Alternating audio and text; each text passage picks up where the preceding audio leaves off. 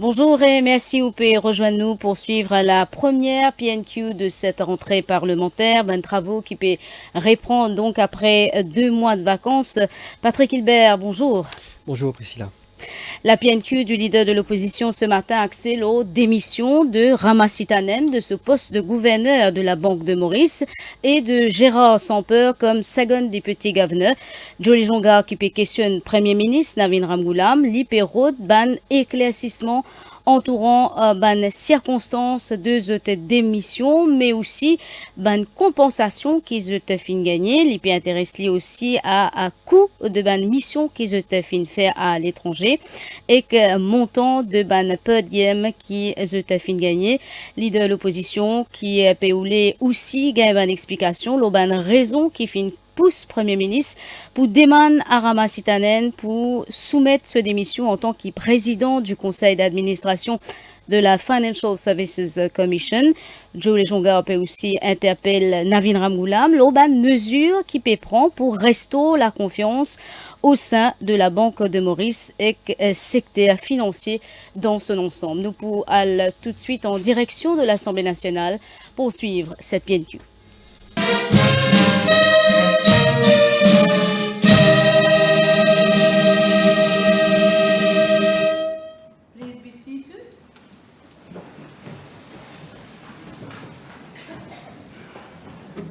Announcements none. Papers have been laid. Questions? Yes, Honourable Leader of the Opposition, your PNQ, please. Thank you, Madam Speaker. Madam Speaker, I've given notice the following private notice question addressed to the Honourable Prime Minister, Minister of Defence, Home Affairs and External Communication, Minister of Finance, Minister for the Breaks and Outer Islands.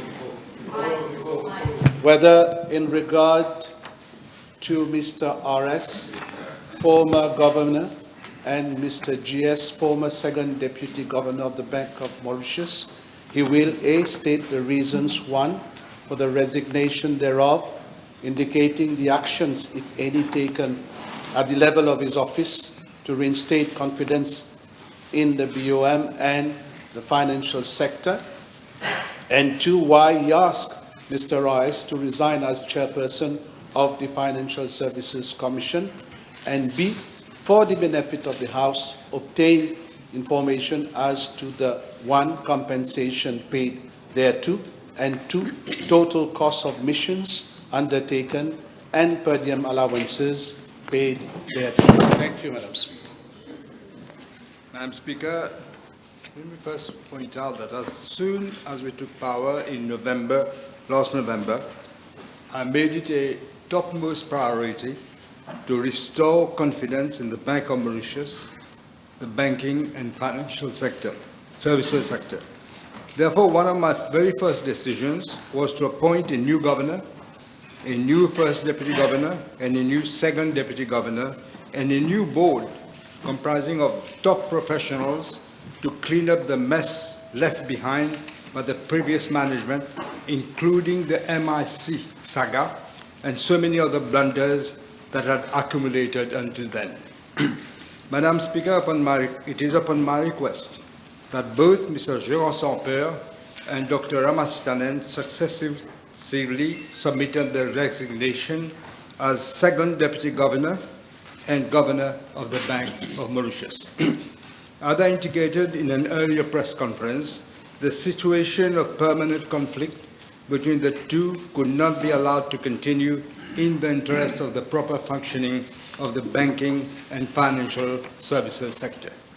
The House will have noted we have proceeded with the appointment of a new governor and a new second deputy governor without any delay so as to ensure the continued efficient functioning of the Bank of Mauritius. I had indicated previously that the departure of the governor had nothing to do with his professional competence. In fact, the ex-governor had performed very well with respect to the management of the monetary system, the banking system, and the overall financial system. The exchange rate has stabilized. The inflation rate has come down, standing at 3.4% in September of this year. and the country's official foreign exchange reserve have increased. When we took office, it was 8.4 billion US dollars.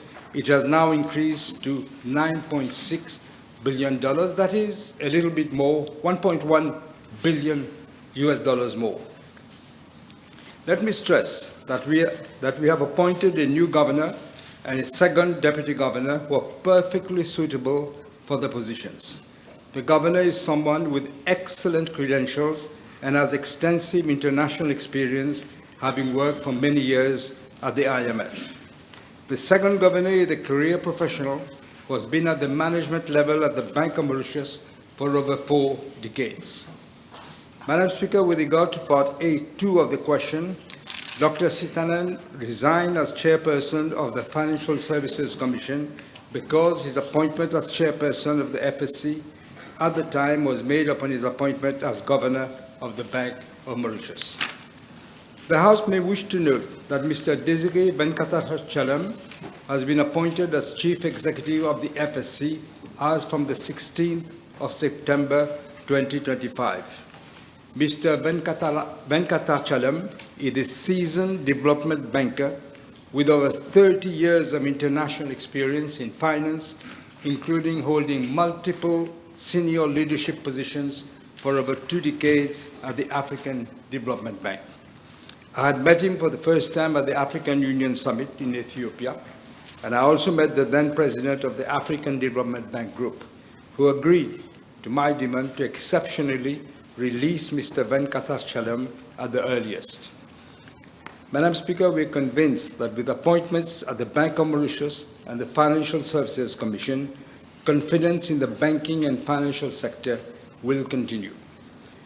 With regard to Part B of the question, I'm informed by the Bank of Mauritius that an amount of 5.5 million rupees will be paid to Dr. Sitanan in conformity with the terms and conditions of his contract of appointment. With regard to Mr. Sampere, I understand that 512,000 rupees will be paid in conformity with the terms and conditions of his contract of appointment. With regard to Part B2 of the question, let me remind the House that the former Minister of Finance refused to reply to parliamentary questions relating to the cost of missions and per diem of the previous governor. Let me quote what he said. He said, "La banque étant une institution fonctionnant de manière autonome et indépendante, il ne serait pas judicieux de ma part de divulguer les informations demandées." Madam Speaker, contrary to him, in line with our policy of accountability and transparency, I am providing the information requested. I'm informed by the Bank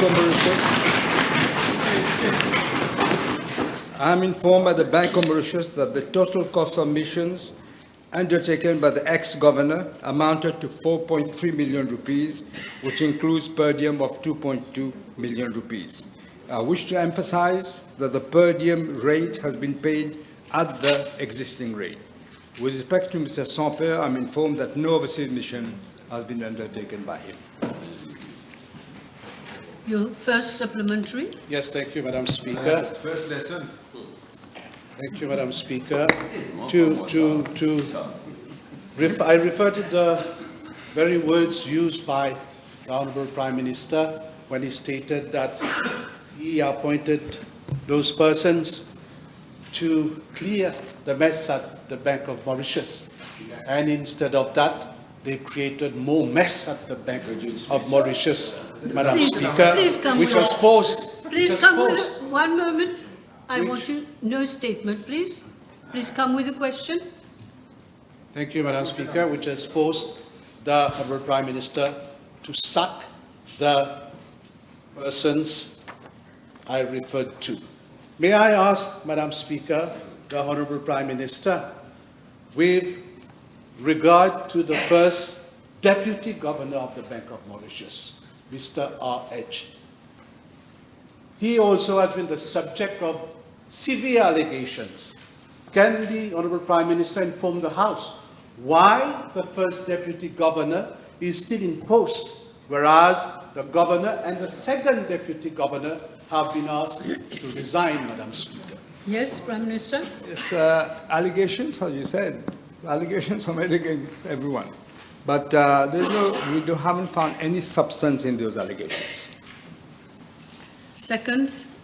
Now, if you don't find any substance, there have been allegations on a meeting between the first Deputy Governor and a representative of the Bank of Africa Group, and a letter addressed to the first Deputy Governor confirming that meeting has also been made public. Put it in the form. press. Has the Honourable Prime Minister inquired about this allegation in particular? One moment, Prime Minister. Anything you want to say, Leader of the Opposition, you're a seasoned politician. Please put... No. One moment. Let me do my job. The rules change now. No. All I'm asking is the same thing you want to say, put it in the form of a question. All right? Can we do that? Please, Prime Minister. Well, as I just said, there are no substantive allegations are made against even him. Allegations are made, but we have to have substantial proof of anything. There is none. Okay. Your third question, if you have one. Yes. In the form of a question, please. Yes. Madam Speaker, the former governor of the Bank of Mauritius leaves behind a climate of suspicion and a central bank which has lost all its credibility in the eyes of the public. Can the Honourable Prime Minister inform the House whether the new management of the BoM has initiated an internal inquiry about all these issues, particularly following possible leakage of information and documents at the BoM? Will he agree that by maintaining, and I come back again to that, Madam Speaker, by maintaining the first Deputy Governor in post, this will further damage the credibility and reputation of the central bank? You will agree? You will agree, Honourable Prime Minister, that the first Deputy is tainted and he should go? I don't agree at all. I just said. There were two questions in one. Yeah, the first one. With what you're saying. You're saying, but I don't agree at all. As for whether investigations are being done, I think that was the question. Yes, I'm told yes. Don't put two questions at the same time, please. You got time. Madam Speaker, one of the decisions of the former governor of the Bank of Mauritius was the suspension of a trade unionist, Mr. CR. Now that the governor has been sacked, will the bank consider reviewing that decision in order to dispel, and that is important, the perception of a culture of harassment and bullying at the Bank of Mauritius? This has absolutely nothing to do with the question, but let me remind the Leader of the Opposition, he should know that the Bank of Mauritius has total independence. I'm not going to put my nose in whatever the bank is doing. One more question. Madam Speaker. Madam Speaker, there has been serious allegations of interference in the activities and the administration of the Bank of Mauritius by the son of the former government, for example, concerning allocation of tenders, and I refer to, for example, the IT project, recruitment of a canteen operator, and also for the setting up of that meeting with the CEO of the Bank of Africa. Has the Prime Minister himself inquired about these allegations, and will he guarantee, Madam Speaker, to the House and the population that this was not the case at the Bank of Mauritius? I cannot guarantee anything. The investigation is ongoing. I'll let the investigators do the work. In the same vein, Madam Speaker, can the Honourable Prime Minister inform the House whether that Mr. T.S. have had access to confidential information and files at the Bank of Mauritius? Are you in a position to say Surely that? the Leader of the Opposition, how will I know? But the investigation is being done. That's all I can say. Should. Madam Speaker, there has been recordings of threats between the directors of Menlo Park and the son of the former governor of the Bank of Mauritius. Will the Prime Minister, now I'm talking, consider putting an independent inquiry on all these aspects due to the fact that it may have happened that the documents and statements done may have been controlled, if I put it this way, par une main invisible en dehors de la banque de Maurice. As I explained to the leader of the opposition, honorable leader of the opposition, there is an investigation ongoing on everything. I am not going to comment on them to prejudice an investigation that is ongoing. Yes, yes, Leader of the Opposition. Madam Speaker, Mr. GS, the former second deputy governor, has filed a complaint at the level of the FCC. And I trust that the FCC is inquiring. But in the meantime, will the Prime Minister consider conducting a separate inquiry at the level of his ministry, I'm saying, especially on all decisions taken by the previous government? Are you saying we should have two separate investigations, parallel? Are you? Surely the leader of the opposition is just saying this without thinking. Because you won't have two parallel. The FCC is investigating. Let them investigate. The FCC is investigating. Can the Honourable Prime Minister inform the House why, with regard to the statement made by the directors of Menlo Park against Mr. TS, the police is taking so much time, and why in the case reported by Mr. TS against the reporter, Mr. NJ, the police acted so rapidly? Did the governor or his son intervene for the arrest and search of Mr. GS at his residence? There is a substantial question on this later on. There is a question. There is a substantial question, but I can tell you, to say that the police acted immediately is not actually true. You will see when I answer the question. The second thing is, everybody is suing everybody. So let the investigation see what is true and what is not true. Madam Speaker, the Honourable Prime Minister stated that he, the Deputy Prime Minister, and also the Commissioner of Police were not made aware of the arrest of Mr. NJ. And personally, I do not believe that you, Prime Minister, and Honourable Béranger were not made aware of this case. If you were not made aware, then we have a serious problem in our country. Leader. In the same vein, Madam Speaker, can he therefore inform the House why the Commissioner of Police publicly stated the following? Nous faire ce qui bizarre. Leader, I'm sorry, Leader of the Opposition, this does not relate to your PNQ. Madam Speaker, a journalist has been arrested. But you know there is the first PQ later will be on this issue. Anyway, if you want to say something, Prime Minister, if you want to reply, please. Well, you rightly said, Madam Speaker. This is nothing to do with the bank commercial. Your question directly. There is a substantial question later on. If you have the patience to sit and listen later on, you will see the answer. You're not replying to my questions, Honourable Prime Minister. My last question, Madam Speaker. This scandal shaking the Bank of Mauritius is unprecedented, Madam Speaker. You make him again. In order to safeguard the reputation of such a crucial institution at international level and to bring confidence back to the financial sector, will the Prime Minister consider setting up a commission of inquiry to inquire into that whole saga, Madam Speaker?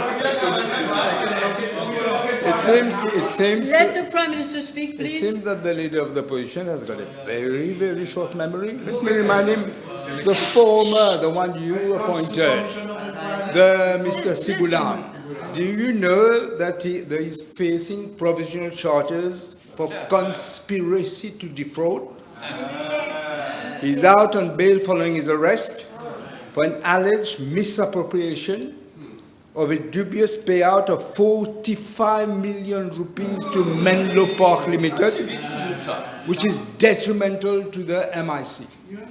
Furthermore, you don't seem to be aware that we have repealed the Commission of Inquiry Act. There's a different commission now. That was your last question? Yes, all right. Questions? Thank you very much.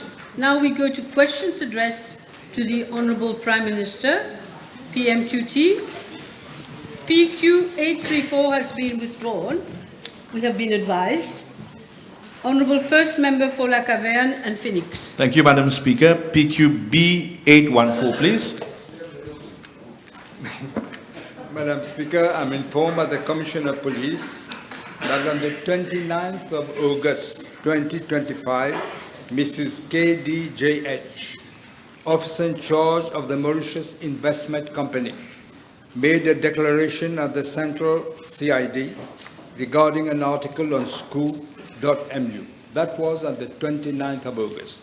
On the 11th of September of the same year, that is this year, another declaration was lodged by one Mr. T.S., CEO of Elysium Capital, concerning posts against him on the same platform. Both cases were formally recorded for breach of the Information and Communications Technologies Act. PNQ du leader de l'opposition axée ce matin la démission de Ramasitanen de ce poste de gouverneur de la Banque de Maurice et de Gérard Sampeur comme second député gouverneur. Jolie Jonga qui finit questionne Premier ministre Navin Ramgoulam, li fin road ban éclaircissement entourant ban circonstances de sa démission mais aussi ban compensation donc qui ont fin gagner, les fin intéressés au coût de ban mission qu'ils ont fin fait avec montant per diem qu'ils ont fin gagner. L'idée de l'opposition fin ou les aussi gagne ban explication l'eau ban raison qui fin pousse le premier ministre pour demander à Ramasitanen pour soumettre ce démission en tant que président Conseil d'administration de la Financial Services Commission. Jolie Jonga fin aussi interpelle le Premier ministre l'auban mesure qui fin prend pour restaurer la confiance au sein de la Banque de Maurice et dans le secteur financier dans son ensemble. Navin Ramgoulam fin d'abord dire qu'il se premier parmi de ce ban priorité quand les fin prend pouvoir, c'était pour restaurer la confiance au sein de la Banque de Maurice. Il dit qu'il y a clear the mess, ban mot qu'il utilisait et les cite notamment la MIC, il dit que c'est la raison pour laquelle les fin nomment un nouveau gouverneur et un nouveau board. Il dit aussi que c'est sous instruction qui Ramasitanen et que son peur fin démissionner. Il dit pas capable de continuer après toute la polémique qui finit là. Et c'est bizarre donc que la Banque de Maurice retrouve ce sérénité. Et il dit qu'il peut non pour reprocher à Ramasitanen les mettre de l'avant ce ban compétences, les causes, les saluer ban indicateur positif qui fin réalisé sous la gouvernance de Ramasitanen, notamment inflation à 3,4%, devise, donc bonne réserve de devises, pardon, et par rapport à la question concernant per diem. Pour le gouverneur de la Banque de Maurice, le Premier ministre dit qu'il est chiffré à 2,2 millions de roupies et coût total de ce mission à l'étranger, c'est 5,4 millions de roupies. Il a aussi été question, Patrick Hilbert, donc peut-être une précision par rapport à ce chiffre, Patrick Hilbert, par rapport à la compensation qui a été accordée à, voilà, donc, une partie de la question Ramasitanen. Une partie de la question de Jolie Jonga justement concernait la compensation qui finit payée à Ramasitanen et à Gérard Sampeur. Donc les fin dire, le premier ministre fin dire qui 5,5 millions a été payé à Ramasitanen conformément aux clauses de ce contrat et 512 000 roupies fin payées à Gérard Sampeur aussi conformément à ce contrat. Donc par rapport aux overseas costs, les coûts de des missions à l'étranger. Donc ça c'était d'ailleurs un argument du conflit entre Gérard Sampeur et Ramasitanen. Donc Gérard Sampeur tu disais que Ramasitanen fait un voyage énormément, donc le total cost of overseas mission de Ramasitanen en tant que gouverneur de la Banque de Maurice c'était 4,3 millions, dont 2,2 millions, comment on dire, Priscilla de per diem, alors que Gérard Sampeur, lui, n'a pas fait aucune overseas mission, a précisé le Premier ministre. Alors, finina, une question supplémentaire, notamment de Joe Lejonga, concernant une allégation qui finina contre le first deputy governor, Navin Ramgoolam, le premier ministre, qui péna substance. Joe Lejonga peut dire qu'il est tainted et qui, est-ce que Navin Ramgoolam pas d'accord qu'il est bien aller. Navin Ramgoolam dit qu'il n'est pas d'accord. Parmi les questions qui finissent retenir l'attention également, Patrick Hilbert, allégation, l'eau, ingérence de Rama Sitanen sous garçon et donc Navin Ramgoolam a dit qu'il pena substance et dit pas capable le leader de l'opposition qui fait envie connaît donc est-ce qu'il pas besoin donc dire le first deputy governor à ce qu'il nous peut dire et le Premier ministre peut dire qu'il y a une enquête qui est en cours, qui peut suivre ce cours. L'Inenvie connaît aussi si le fils de Ramasitanen a accès à un dossier confidentiel. Navin Ramgoolam qui peut dire encore qu'il y a une enquête en cours, il n'est pas capable pour préjudice à l'enquête.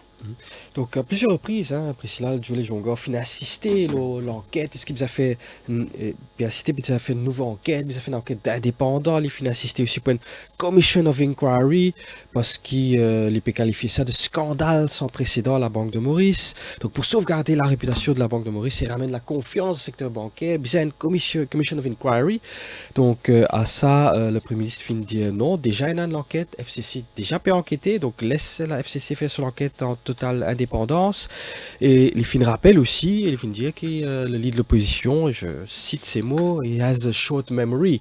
Donc le Premier ministre fin rappelle que le gouverneur de la Banque de Maurice qui fin nommé par le précédent gouvernement, lui aussi, il peut faire l'objet de bonnes allégations, de bonnes charges même très sérieuses, dont conspiracy to defraud. Oui, alors sinon, tout à l'heure, Patrick Hilbert, 80 questions, donc au total, qui est à l'ordre du jour, dont 23 adressées au Premier ministre. Un dossier brûlant qui est à l'agenda, entre autres, donc l'interpellation du journaliste Naren Jassoudanen. Et le Premier ministre fin quand même donne quelques éléments Oui, parce que Joe Lejonga pose une question aussi, à plusieurs reprises, deux ou trois fois, il fin insister sur cette affaire de Naren Jassoudanan qui fin interpellé. En août dernier, c'était suite à une plainte déposée par le fils du gouverneur de la Banque de Maurice, l'ex-gouverneur de la Banque de Maurice. Donc là, le Premier ministre dit non, mais déjà dans le question time, question to Prime Minister, déjà, il pourrait venir longuement sur l'aspect-là. Donc, comment je peux dire, et les autres questions qui pourraient retenir l'attention lors de la Prime Minister's Question Time tout à l'heure, donc pour une violence qui finit d'arriver à la prison de Melrose le 17 juillet dernier.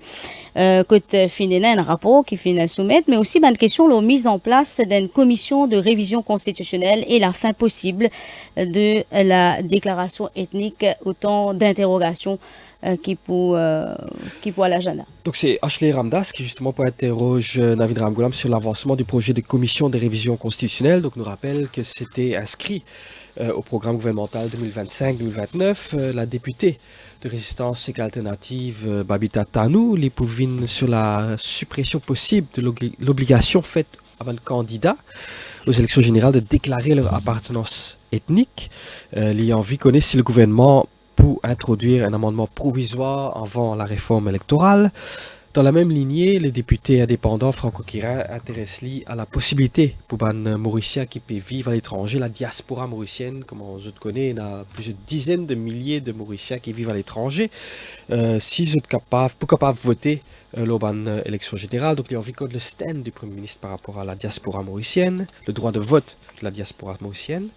Et autre dossier brûlant, Priscilla, une allégation de drug planting visant certains officiers de l'ancienne Special Striking Team avant décembre 2024. Le député Nitish Bijan pour réclamer une précision sur le nombre de cas recensés, pour ensuite engager la nature des accusations dans l'affaire de drug planting. Reward Money aussi, il demande aussi si Scotland Yard ou un organisme étranger fin sollicité pour assurer la transparence de mon enquête. Et 2 projets de loi à l'agenda aujourd'hui. Le Civil Appeal Bill qui vise à simplifier et qui uniformise la procédure d'appel en matière civile. Et le Atal Bihari Vajpayee Institute Bill qui prévoit la création d'un institut dédié à la formation de fonctionnaires et à l'innovation dans le service public. Alors sinon, ce vendredi, Patrick Hilbert, le projet de loi sur les senior counsel and senior attorneys pour présenter ce vendredi donc à l'Assemblée nationale par l'Attorney General. Donc, hier, fin un conseil des ministres spécial, justement, pour examiner le draft de ce projet de loi qui vise à revoir le processus de nomination pour instaurer un système beaucoup plus transparent, parce que le système actuel, il dépend surtout le chef juge. Donc là, pour y a un recommendation panel qui propose un nombre, qui peut examiner une candidature sur un critère bien défini, pour que qui avocat qui prévoit, qui conseille une senior counsel ou senior attorney. Et donc, c'est ça recommendation panel là qui propose une candidature là au président de la République.